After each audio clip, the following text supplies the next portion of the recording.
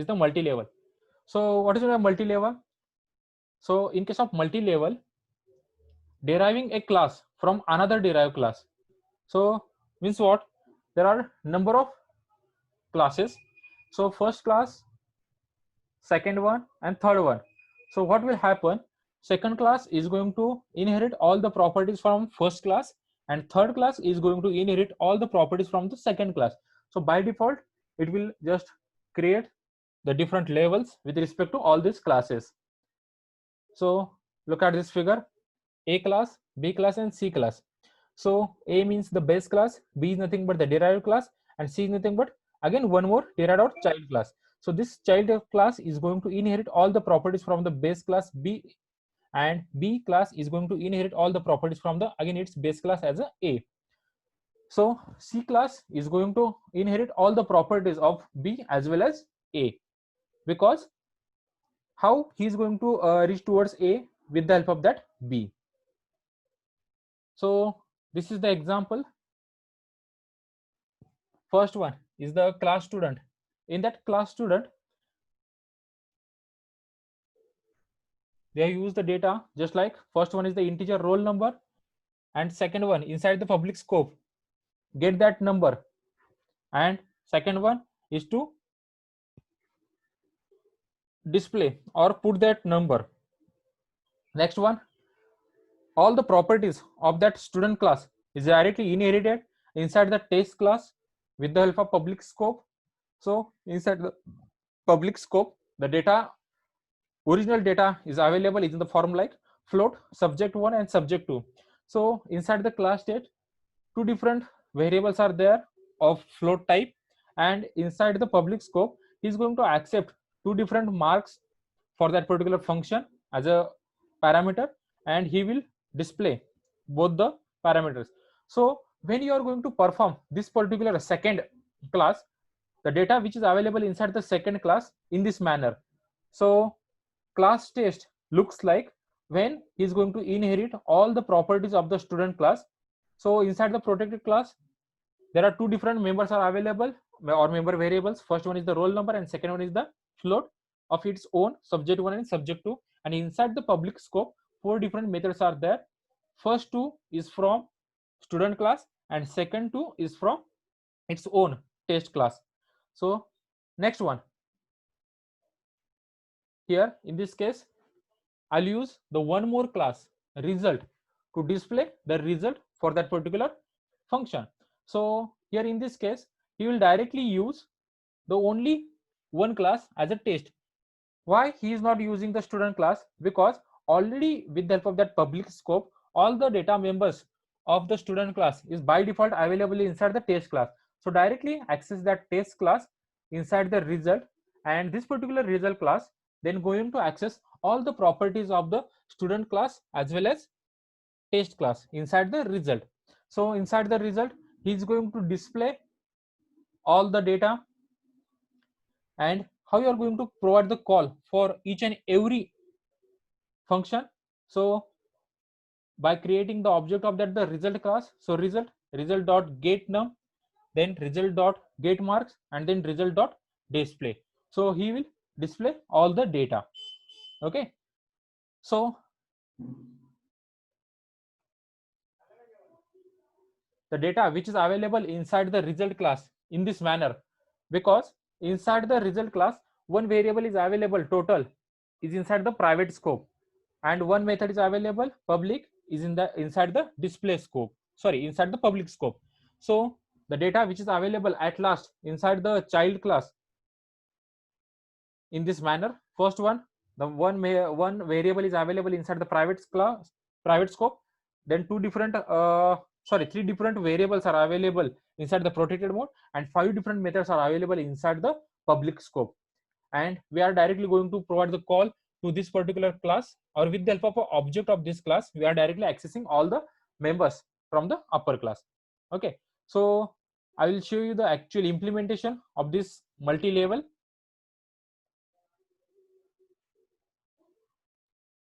Okay, so we will execute this same code.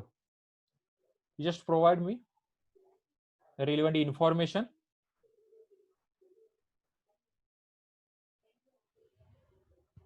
Yes, which three different classes we have been considered here for this example? First one is the class Student. student. Okay, I will just write the blueprint for each and every one, then we will fill the remaining data. Second one, class. Test. Yes, class is the test, and we are accessing all the methods using public access specifier. Yes, public as a student. Okay, I will complete this class. Next one is the class result, I think, and public test. Okay, so this is the structure, and at last I will write the main function. Now, okay, so look at this. Class student is nothing but our own original base class. Okay, I will so write down here as a main base class. Then class test is the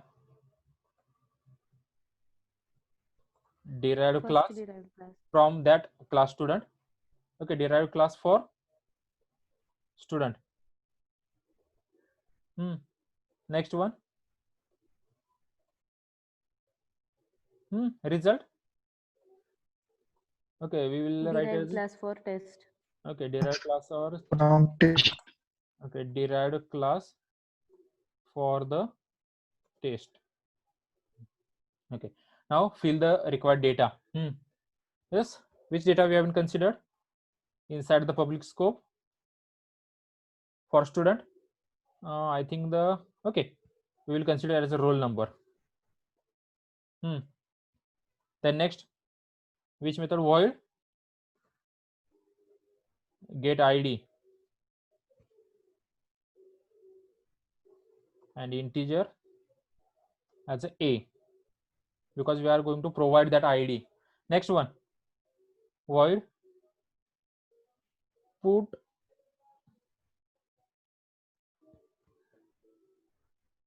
that id. Okay, next one, for test, or I think we have considered this as a protected. Yes, guys, I think so. I will Yes. write as a protected because no matter, because the roll number is available only for the second one. Yes. Next, again protected. I think we have considered as a marks. So I will consider as a Subject 1. instead of subject 1, comma subject as a 2, and inside the public scope I will write two different methods. Void get data is in the form like integer a comma integer b, and void put data is just like display for this particular class. Assume that if required we will write the definition, or we will skip that particular part. Next one, I think we have considered as a total. If we have considered two different subjects of integer type, so by default total is of integer type, so no need to again consider is for float, so integer total. Next one is, guys, which method we have been considered as I think public to display the data. Void display.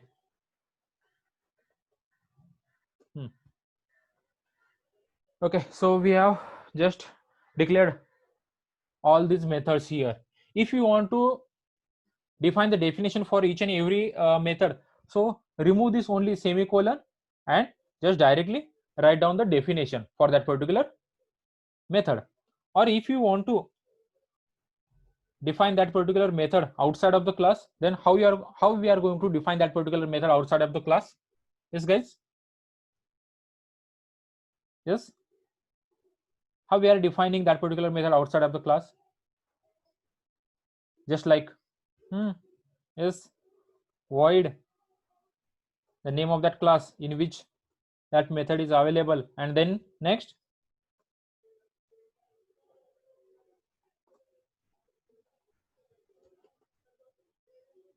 Yes, guys. Do you remember this one?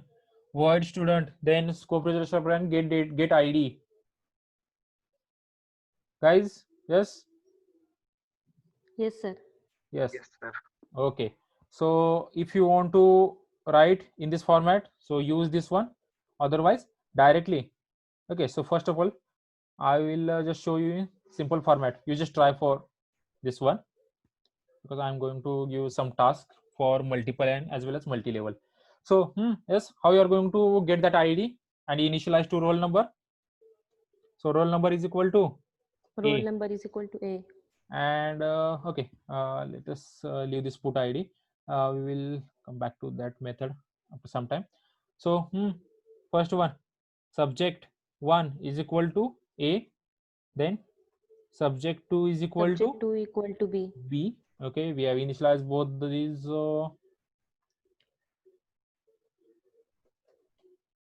variables. Then next one, display. So suppose we want to display all the data. Yes, so how you are going to display? I'll use the first slash n. Yes, first of all, which data you are going to display? Okay, so I will use the first of all roll number. Let us try for roll number, and then we will again use any other format to display remaining data.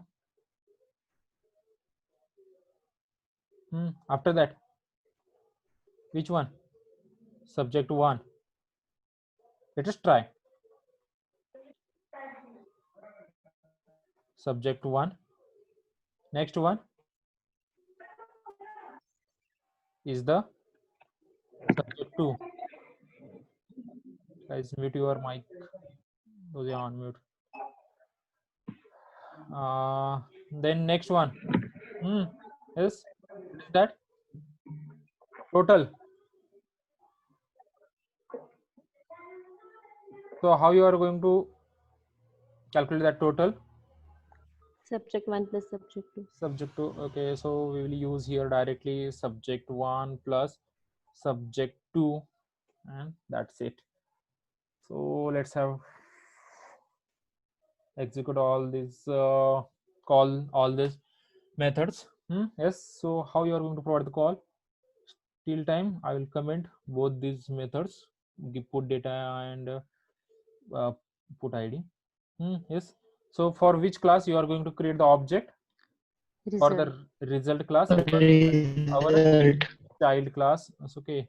I will use that as a object obj. Then next, so which function or which method you first of all you are going to call?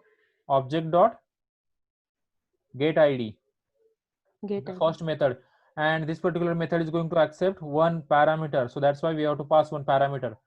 So object dot get ID. I will pass roll number as a 1. Then next, object dot second Get method data. get data, Get data. and we are providing two different variables because this particular method is going to accept two different parameters. And next one, object dot display. Display. Display. Okay. Then last one is the return as 0. Okay, so I'll execute this code.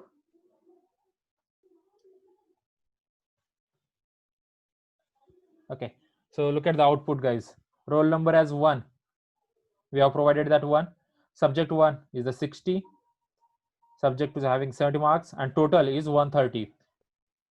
So roll number 1, which we have been used inside the result class, means inside the third class, but that particular roll number is available inside the first class student. So we are directly accessing all the data which is available inside the student inside the test class, and directly we are accessing all the members as well as functions from that test to result class. Okay, so this is related with multi-level inheritance. Okay guys, clear how multi-level inheritance works? So your task is to just try to define, instead of this, use this representation, means just try to define that method outside of the class. just complete this task, and I will give you one more task regarding this multi-level. Guys, clear everyone? Yes, sir. Yes. Yes, Just sir. received only 1 yes, 2 yes. Yes, Rahul Yadav. Next, Yes, what sir. about others? The third one. Yes, sir. Okay, okay, guys. So I will share this code with you. So write data which you want to use inside the put method. I have kept that particular field as a blank. Okay, so we have done with this multi-level. Next one. So let us start with next type, multiple inheritance. Okay, so what is the logic behind multiple inheritance, guys? Let us moving towards multiple inheritance. What is the basic idea? How it works? There are two or more base classes from which only one derived class is there. Okay, only one derived class is there and multiple base classes are there, and we are accessing all the data members and functions from all these base classes to single derived class. Okay, so deriving a class from several other base classes. So A and B as well as multiple base classes are there, and all the data which is available with respect to all these classes is available inside the only one, that is derived class. So here class M is the first base class and class N is the second derived class. So inside the class M, okay, so suppose we want to access some data inside the derived class. So by default, in that case, we are using either protected or public access specifier. Guys, this is clear. Okay, just try to use the either protected or public if you want to derive some data from the base class or you want to inherit some data. So in that case, either use protected or public to access some data. So here in this case, class M, we have considered the protected one variable integer M. Then second one, inside the public scope, we have considered that means we are accepting that data with the help of get M method. Second one, class N, protected integer N variable, and same way accept that data with the help of get N method. And class P is going to inherit both these classes, public M comma public N. So at last, which data is available inside the class P? Yes. Which data is available inside the class P? Yes, inside the protected Integer scope. M and Inside the protected, integer M and integer N is integer M and available. integer N. Okay, and inside the public scope, void Void get get M M. method, then get N Void method, get N. and display method. So Display. this data is available inside the class P. Okay. So better way. First of all, I will show you the implementation. So instead of just display data, we will do one more change. So here in this case, we will just perform the addition, okay, of both these numbers, just like similar total. So for that particular purpose, I will use first class as a base one. I'll mark it as a base one. Okay, better way, I first of all draw the simple structure. Base 2. Then which one? Next class as a Derived class. derived one. Okay, I'll mark it as a derived. Then scope resolution, and I'm going to access all the public data from base 1 as well as from base 2. Okay, this is retrieved with second class. Then next one is our main method, integer main. Okay, so this is our blueprint. So write the data. So I'll use the protected, and inside that I'll consider the first number num1, and inside the public scope I'll accept that data void get num1. I'll write directly as it is A. and here I will directly define that definition. Num1 is equal to, yes guys, a.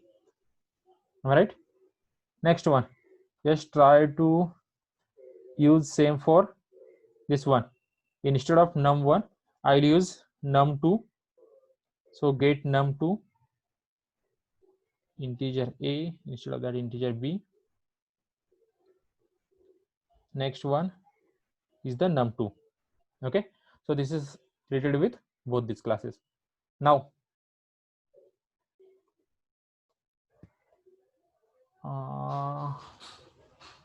without storing that result directly, just try to display the result. So public void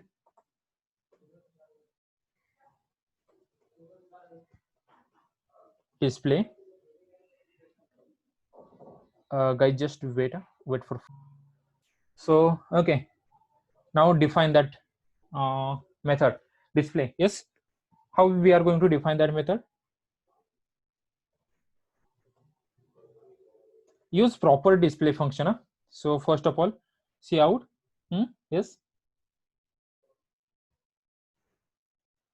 yes guys. Okay, so first number, then display that number num1, see out second number num2, and then total.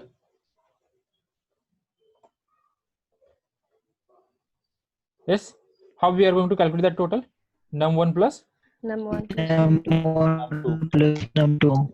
Okay. Then create the object. Yes, for which class we are going to create the object? For a derived class. Derived one. Okay, derived, and we'll mark as an object. Next one, just provide the call object dot Get num1. Get Get num1. num1 We are passing parameter as a 10. Next object dot get num2. Provide the 20. Next Object dot display. Display method. Dot display. Okay, and last one is the return 0, and execute this code. Okay, so the first number is 10, second number is 20, and the total is 30. So this particular 10 number we are accessing from the first class base 1. This second number 20 is from second class base 2, and this total is from which class? Is from derived class. Okay, so for that particular purpose I will just, for your purpose I will write as a from base. This is from base 1, from base 2, and this is from derived class. Okay, derived one. So it will clear for. So we are accessing this particular first 10 is from first base class, this 20 is from second derived class, and this 30 is from directly the third, means one single derived class. Okay, so this is related with multiple inheritance. Okay, so is there any drawback behind multiple inheritance, guys? Yes, there is one ambiguity with respect to this multiple inheritance. So I will just tell you that ambiguity, and then I will stop here. Okay, so with respect to that ambiguity, so directly I will show you, so you'll get the better idea. Okay, so suppose these are the two different classes. Is this clear? Base 1 and base 2. These are two different separate classes. Yes, up to this clear? Yes, sir. Both are separate. And suppose for each and every class, I will use the same function getNum and getNum. Is this representation is valid for both these classes? Yes, no issue, because this particular getNum method is from base class, and this getNum method is from another base class. There is no issue. Both are valid definitions. But when we are going to provide the call for both these classes, what will happen here, guys? GetNum and getNum, both these names are same, right? But both these methods Yes. are available from different base classes, so it will generate the ambiguity related with compiler. Suppose I will execute this code. Let us check what will happen. Yes, look at the guys. Request for member getNum is ambiguous, so compiler is confused between this particular function, because when with the help of the derived class object, he is going to call that getNum, because that particular getNum is available in between, sorry, getNum method is available in both these classes, base 1 as well as base 2. So compiler is confused from which class he has to access that particular method. So that's why he will directly display the error, just like request for member getNum is ambiguous. Okay, so this is the error behind, or this particular error occurred during the multiple inheritance, because we don't know which logic we have been considered in both these classes. Okay, so that's why if the function name is same, assume that in the both classes, in base 1 and base 2, you have been used the display method, display and display.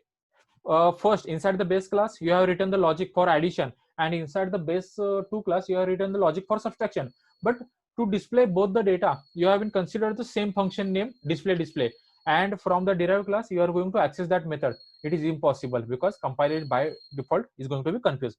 Just like here in this case, the example which is available in front of you, inside the class A, word show method is available, and inside the class B, show method is available. But the definition in both these functions are different, but method name is same. So that's why when you are going to create the object of the class C, and with the help of that C, you are going to call that show function, your compiler is going to confuse because of that ambiguous call. Yes, clear? What is meant by ambiguity with respect to multiple inheritance, guys? Yes, guys, ambiguous. Yes, sir. Okay, so look at this ambiguity. Show method, and with the help of class C, you are going to calling that show method directly. It will directly display the error without calling one of the function.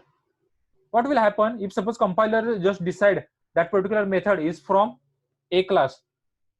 How compiler is going to decide that particular method is from first class or second class? So that's why compiler directly display the ambiguity error without displaying that particular function, or without executing one of the function out of two. So the members are ambiguous without scope resolution operator when the member function show is accessed by the derived class object. Normally the compiler can't distinguish between member function of class A and class B, because both are similar for compiler. So that's why it will directly show the ambiguity. So the problem is resolved using the scope resolution operator to specify the class in which the function lies. So for that particular purpose, directly we are using this particular way, object dot b, means with the help of that object, means the object of class C, just call the method from B class. So B and scope resolution operator, so it refers to the function in the B class, thus the scope resolution operator resolve the ambiguity. Okay, so so this is the representation, and I will show you with the help of our example.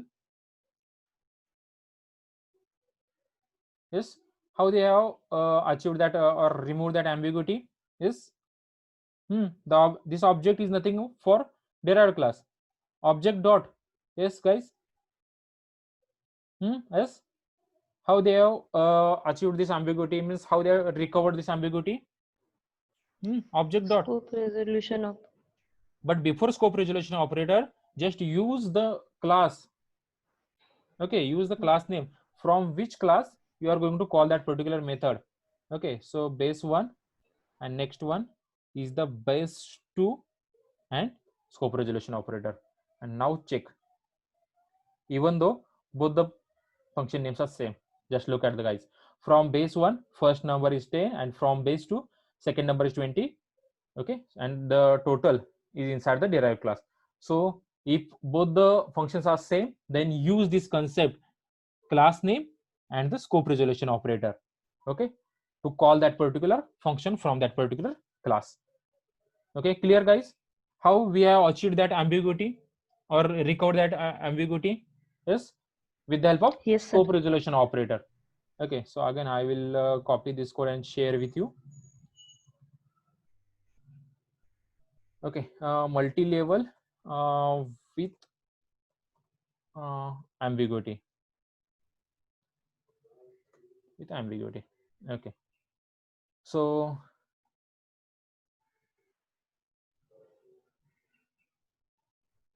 okay, next one is the hierarchical. Okay guys, so let us stop here.